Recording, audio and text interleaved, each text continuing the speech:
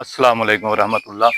दो बच्चे सन ते ਉਹ ਸਕੂਲੇ ਜਾਂਦੇ ਹੁੰਦੇ ਸੀ, ਕੱਚੀ ਕਲਾਸ ਦੇ ਸਟੂਡੈਂਟ ਸਨ ਤੇ ਦੋਵੇਂ ਆਪਸ ਦੇ ਵਿੱਚ ਮਸਾਏ ਵੀ ਸੀ ਤੇ ਸਕੂਲ ਦੇ ਵਿੱਚ ਵੀ ਦੋਸਤ ਬਣ ਗਏ। ਉਹ ਪੜ੍ਹਦੇ ਰਹੇ, ਆਪਣੀ ਦੋਸਤੀ ਨੂੰ ਵੀ ਉਹਨਾਂ ਕਾਇਮ ਰੱਖਿਆ। ਜਦੋਂ 8ਵੀਂ ਕਲਾਸ ਦੇ ਵਿੱਚ ਉਹ ਦੋਵੇਂ ਚਲੇ ਜਾਂਦੇ ਨੇ ਤੇ ਉਹਨਾਂ ਦੇ ਵਿੱਚੋਂ ਇੱਕ ਦੋਸਤ ਜਿਹੜਾ ਹੈ ਨਾ ਉਹ ਸਕੂਲੋਂ ਫਰਾਰ ਹੋ ਜਾਂਦਾ ਹੈ। ਉਹਦਾ ਦਿਲ ਨਹੀਂ ਕਰਦਾ ਪੜ੍ਹਨ ਤੇ, ਕਦੀ ਉਹ ਨਾਗੇ ਕਰਦਾ ਹੈ, ਕਦੀ ਬੱਸਾ ਕਿਤੇ ਸੁੱਟ ਦਿੰਦਾ ਹੈ। ਘਰ ਵਾਲੇ ਨੂੰ ਆਂਦਾ ਮੈਂ ਸਕੂਲੇ ਗਿਆ ਸਾਂ ਲੇਕਿਨ ਜਾਂਦਾ ਉਹ ਕੋਈ ਨਹੀਂ।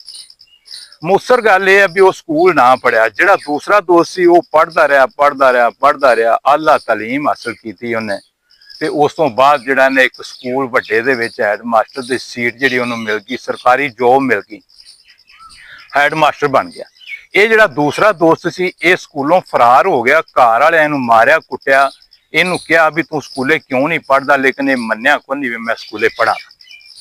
ਇਹ ਇੱਕ ਧਾਗੇ ਵਾਲੀ ਮਿੱਲ ਦੇ ਵਿੱਚ ਚਲਾ ਜਾਂਦਾ ਹੈ, ਉੱਥੇ ਜਾ ਕੇ ਤੇ ਉਹਨਾਂ ਦੀ ਹੈਲਪਰੀ ਕਰਦਾ ਹੈ। ਉੱਥੇ ਇੱਕ ਉਸਤਾਦ ਜਿਹੜਾ ਨੇ ਇਹਦਾ ਹੁੰਦਾ ਹੈ, ਇਹਨੂੰ ਦੱਸਦਾ ਰਹਿੰਦਾ ਹੈ ਵੀ ਕਿਸ ਤਰ੍ਹਾਂ ਧਾਗਾ ਜਿਹੜਾ ਇਹਨੂੰ ਉਹਨੂੰ ਬਣਾਉਣਾ ਹੈ। ਇਹ ਇੰਨਾ ਕਾਰੀਗਰ ਹੋ ਗਿਆ ਵੀ ਮਾਸਟਰ ਬਣ ਗਿਆ, ਇਹਦੀ ਅੱਛੀ ਤਨਖਾਹ ਲੱਗ ਗਈ। ਇਹ ਹੁਣ ਘਰ ਲਿਆ ਕੇ ਤਨਖਾਹ ਵੀ ਦਿੰਦਾ ਹੁੰਦਾ ਹੈ, ਲੇਕਿਨ ਇਹਦਾ ਜ਼ਿਹਨ ਇੱਕ ਬੜਾ ਖੁੱਲਾ ਸੀ, ਤਰੱਕੀ ਵਾਲਾ ਜ਼ਿਹਨ ਸੀ। ਇਹਨੇ ਸੋਚਿਆ ਵੀ ਮੈਂ ਸਾਰੀ ਜ਼ਿੰਦਗੀ ਜਿਹੜਾ ਇਹ ਨੌਕਰੀ ਕਰਾਂ ਦਾ, ਕਿਸੇ ਦੇ ਮਤਹਿਤ ਰਵਾਂ ਦਾ। ਇੱਕ ਗੱਲ ਮੇਰੀ ਯਾਦ ਰੱਖ ਲਓ, ਮਤਹਿਤ ਰਹਿਣਾ ਨਾ ਜਿਹੜਾ ਬੜਾ ਮੁਸ਼ਕਲ ਹੈ। ਇੱਕ ਆਪਣਾ ਬਿਜ਼ਨਸ ਜਿਹੜਾ ਹੈ, ਅਸਲ ਕੰਮ ਜਿਹੜਾ ਨਾ ਉਹ ਹੁੰਦਾ ਹੈ ਆਪਦਾ। ਕੋਸ਼ਿਸ਼ ਕਰੋ ਜਿਹੜੇ ਬੰਦੇ ਮੁਲਾਜ਼ਮ ਵੀ ਨੇ ਉਹ ਮੁਲਾਜ਼ਮਤ ਦੇ ਨਾਲ ਨਾਲ ਕੋਈ ਨਾ ਕੋਈ ਸਾਈਡ ਬਿਜ਼ਨਸ ਲਾਜ਼ਮੀ ਸ਼ੁਰੂ ਕਰ। ਅਸਲ ਕੰਮ ਆਪਦਾ ਬਿਜ਼ਨਸ ਹੁੰਦਾ ਹੈ। ਉਹਨੇ ਸੋਚਿਆ ਵੀ ਮੈਂ ਜਿਹੜਾ ਨਾ ਆਪਣੀ ਇੱਕ ਮਸ਼ੀਨ ਲਾ ਲੈਣਾ ਧਾਗੇ ਵਾਲੀ ਤੇ ਉੱਥੇ ਧਾਗਾ ਬਣਾਵਾ ਕਰਾਂਗਾ। ਉਹਨੇ ਇੱਕ ਮਸ਼ੀਨ ਲਾ ਲਈ, ਉੱਥੇ ਜਿਹੜਾ ਨਾ ਆਪਣਾ ਸ਼ੁਰੂ ਕਰ ਦਿੱਤਾ, ਆਪਣਾ ਹੀ ਧਾਗਾ ਬਣਾਵੇ ਕਰੇ, ਫਿਰ ਮਾਰਕੀਟ ਜਾ ਕੇ ਫਰੋਖਤ ਕਰਦੇ ਕਰੇ। ਉਹਦੇ ਵਿੱਚ ਅੱਲਾ ਨੇ ਤਰੱਕੀ ਦਿੱਤੀ। ਉਹਨੇ ਦੂਸਰੀ ਮਸ਼ੀਨ ਲਾ ਲਈ, ਫਿਰ ਤੀਸਰੀ, ਚੌਥੀ, ਫਿਰ ਉਹਦੀਆਂ 10 ਮਸ਼ੀਨਾਂ ਬਣ ਗਈਆਂ। 10 ਮਸ਼ੀਨਾਂ ਦਾ ਇੱਕ ਸ਼ੈੱਡ ਬਣਾ ਲਿਆ, ਉਹਨੇ ਮੁਲਾਜ਼ਮ ਰੱਖ ਲਿਆ ਤੇ ਆਪ ਜਿਹੜਾ ਨੇ ਇੱਕ ਛੋਟਾ ਜਿਹਾ ਦਫ਼ਤਰ ਬਣਾ ਲਿਆ। ਕੁਰਸੀ ਤੋਂ ਬੈਠਾ ਰਹਿੰਦਾ ਸੀ ਤੇ ਆਪਣਾ ਜਿਹੜਾ ਨਾ ਉਹ ਉਧਰੋਂ ਜਿਹੜੀ ਆਮਦਨ ਆਉਂਦੀ ਸੀ ਉਹਦੇ ਨਾਲ ਉਹਦਾ ਅੱਛਾ ਗੁਜ਼ਾਰਾ ਹੋ ਜਾਂਦਾ ਸੀ। ਜਦੋਂ ਉਹਨੇ ਮਜ਼ੀਦ ਤਰੱਕੀ ਕੀਤੀ, ਉਹਦਾ ਧਾਗਾ ਜਿਹੜਾ ਮਾਰਕੀਟ ਦੇ ਵਿੱਚ ਜਾ ਕੇ ਤੇ ਉਹਨੇ ਇੱਕ ਜਾਨ ਪੈਦਾ ਕੀਤੀ, ਆਪਣਾ ਇੱਕ ਨਾਂ ਪੈਦਾ ਕੀਤਾ ਧਾਗੇ ਨੇ, ਤੇ ਲੋਕ ਲੱਭਣ ਲੱਗ ਪਏ ਵੀ ਇਹ ਧਾਗਾ ਕਿੱਥੋਂ ਮਿਲਦਾ ਹੈ। ਜਦੋਂ ਮਜ਼ੀਦ ਤਰੱਕੀ ਹੋਈ ਤਾਂ ਉਹਨੇ ਬੜਾ ਵੱਡਾ ਇੱਕ ਕਾਰਖਾਨਾ ਬਣਾ ਲਿਆ। ਬੜੇ ਬੜੇ ਜਿਹੜੇ ਉਹਨੇ ਮੁਲਾਜ਼ਮ ਰੱਖ ਲੈ, ਉੱਥੇ ਮਾਸਟਰ ਰੱਖ ਲੈ ਤੇ ਖੁਦ ਜਿਹੜਾ ਬੜਾ ਐਸ਼ੋ ਇਸ਼ਰਤ ਦੀ ਜ਼ਿੰਦਗੀ ਜਿਹੜੀ ਬਸਰ ਕਰਨ ਲੱਗ ਪਿਆ। ਜਦੋਂ ਧਾਗਾ ਖਰੀਦਣ ਵਾਸਤੇ ਬਾਹਰੋਂ ਲੋਕ ਆਉਂਦੇ ਸੀ ਮੁਖਤਲਿਫ ਮਮਾਲਕ ਦੇ ਵਿੱਚ, ਤੇ ਉਹਨਾਂ ਦੀਆਂ ਜ਼ਬਾਨਾਂ ਵੀ ਮੁਖਤਲਿਫ ਹੁੰਦੀਆਂ ਸੀ। ਉਹਨਾਂ ਦੀ ਜ਼ਬਾਨ ਦਾ ਇਹਨੂੰ ਪਤਾ ਨਹੀਂ ਸੀ ਲੱਗਦਾ। ਇਹਨੇ ਇਸ ਵਾਸਤੇ ਆਪਣੇ ਤਰਜਮਾਨ ਰੱਖ ਲਿਆ ਸੀ, ਕੋਈ ਇੰਗਲਿਸ਼ ਦਾ ਤਰਜਮਾਨ, ਕੋਈ ਚਾਈਨੀਜ਼ ਜ਼ਬਾਨ ਦਾ ਤਰਜਮਾਨ, ਕੋਈ ਫਰਾਂਸੀਸੀ ਜ਼ਬਾਨ ਦਾ ਤਰਜਮਾਨ। ਜਿਹੜੇ ਮੁਲਕ ਦੇ ਵਿੱਚੋਂ ਪਾਰਟੀ ਆਉਂਦੀ ਸੀ ਉਹ ਤਰਜਮਾਨ ਜਿਹੜਾ ਸੀ ਉਹ ਗੱਲਬਾਤ ਜਿਹੜੀ ਸ਼ੇਅਰ ਕਰਕੇ ਤੇ ਜਿਹੜਾ ਨਾ ਇਹਨਾਂ ਦਾ ਸੌਦਾ ਕਰਵਾ ਦਿੰਦਾ ਸੀ। ਲੇਕਿਨ ਕੰਮ ਜਿਹੜਾ ਨਾ ਅੱਲਾ ਦੇ ਹੁਕਮ ਦੇ ਨਾਲ ਬਹੁਤ ਹੀ ਅੱਗੇ ਨਿਕਲ ਗਿਆ ਤੇ ਬੜੀ ਤਰੱਕੀ ਹੋਈ। ਜਦੋਂ ਦਫ਼ਤਰ ਦੇ ਵਿੱਚ ਬੈਠਾ ਬੈਠਾ ਕਿਸੇ ਵੇਲੇ ਪਾਰਟੀ ਇਹਨਾਂ ਦੇ ਕੋਲ ਆਣ ਕੇ ਬੈਠਦੀ ਸੀ, ਉਹ ਇਹਨਾਂ ਦਾ ਕੰਮ ਵੇਖਦੀ ਸੀ ਤੇ ਇਹ ਪਲੱਸ ਗ੍ਰੇਡ ਹੁੰਦਾ ਸੀ ਕੰਮ ਦਾ।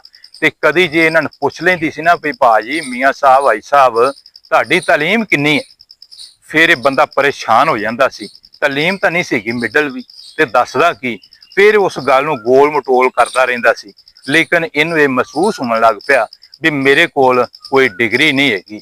ਇੱਕ ਦਿਨ ਆਪਣੇ ਦਫ਼ਤਰ ਦੇ ਵਿੱਚ ਬੈਠਾ ਤੇ ਸੋਚਦਾ ਹੈ ਪਿਆ ਵੀ ਮੈਂ ਕਿਉਂ ਨਾ ਕੋਈ ਡਿਗਰੀ ਲੈ ਲਵਾਂ।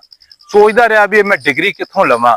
ਉਹਨੂੰ ਯਾਦ ਆ ਗਿਆ ਵੀ ਮੇਰਾ ਇੱਕ ਦੋਸਤ ਹੁੰਦਾ ਸੀ, ਇਸ ਟਾਈਮ ਉਹ ਕਿਸੇ ਵੱਡੇ ਸਕੂਲ ਦਾ ਹੈਡ ਮਾਸਟਰ ਹੈ, ਚਲੋ ਉੱਥੇ ਚੱਲਨੇ ਆ ਤੇ ਨਾਲ ਉਹਨੂੰ ਮਿਲਾਂ ਦੇ, ਨਾਲ ਉਹਦੇ ਨਾਲ ਮਸ਼ਵਰਾ ਕਰ ਲਵਾਂ ਦੇ ਵੀ ਮੈਨੂੰ ਕੋਈ BA ਦੀ ਸਨਦ ਲੈ ਦਿਓ। ਉਹ ਆਪਣੀ ਗੱਡੀ ਤੇ ਆਉਂਦਾ, ਆਪਣਾ ਨੌਕਰ ਵੀ ਨਾਲ ਹੁੰਦਾ ਹੈ ਤੇ ਉੱਥੇ ਸਕੂਲ ਦੇ ਵਿੱਚ ਆ ਜਾਂਦੇ ਨੇ, ਦਫ਼ਤਰ ਦੇ ਵਿੱਚ ਬੈਠ ਜਾਂਦੇ ਨੇ ਤੇ ਆਪਣੇ ਦੋਸਤ ਨੂੰ ਮਿਲਦਾ ਹੈ। ਮਿਲਣ ਮਿਲਾਵਣ ਤੋਂ ਬਾਅਦ ਉਹ ਜਿਹੜਾ ਨਾ ਆਪਣੇ ਦੋਸਤ ਨੂੰ ਰਿਕਵੈਸਟ ਕਰਦਾ ਹੈ ਵੀ ਭਾਈਜਾਨ, ਅੱਜ ਮੈਂ ਤੁਹਾਡੇ ਕੋਲ ਇੱਕ ਬੜੇ ਖਾਸ ਕੰਮ ਵਾਸਤੇ ਆਇਆ ਤੇ ਮੇਰਾ ਉਹ ਕੰਮ ਅਗਰ ਕਰ ਦਿਓ ਨਾ ਤੇ ਮੇਰੇ ਵਾਸਤੇ ਬਹੁਤ ਹੀ ਫਾਇਦੇਮੰਦ ਹੈ। ਹੈਡ ਮਾਸਟਰ ਸਾਹਿਬ ਨੇ ਕਿਹਾ ਵੀ ਦੱਸੋ ਜਨਾਬ, ਕੰਮ ਜੇ ਮੇਰੇ ਕਰਨ ਵਾਲਾ ਹੋਇਆ ਤੇ ਮੈਂ ਇਨਸ਼ਾਅੱਲਾ ਤੁਹਾਡਾ ਕੰਮ ਕਰ ਦੇਵਾਂਗਾ। ਉਸ ਨੇ ਕਿਹਾ ਵੀ ਮੈਨੂੰ BA ਦੀ ਸੰਦ ਲੈ ਦਿਓ, ਇਹਦੇ ਵਾਸਤੇ ਜਿੰਨੇ ਰੁਪਈਏ ਆਖੋ ਦੇ ਮੈਂ ਢੇਰੀ ਲਾ ਦਿਆਂਗਾ, ਲੇਕਿਨ BA ਦੀ ਓਰੀਜਨਲ ਸੰਦ ਮੈਨੂੰ ਚਾਹੀਦੀ। ਹੈਡ ਮਾਸਟਰ ਸਾਹਿਬ ਕਹਿੰਦੇ ਨੇ ਵੀ ਇਹ ਜਿਹੜਾ ਤੂੰ ਕੰਮ ਦੱਸਿਆ ਨਾ, ਇਹ ਸੰਦਾਂ ਮੁੱਲ ਨਹੀਂ ਮਿਲਦੀਆਂ, ਇਹ ਪੜ੍ਹਿਆ ਮਿਲਦੀਆਂ ਨੇ।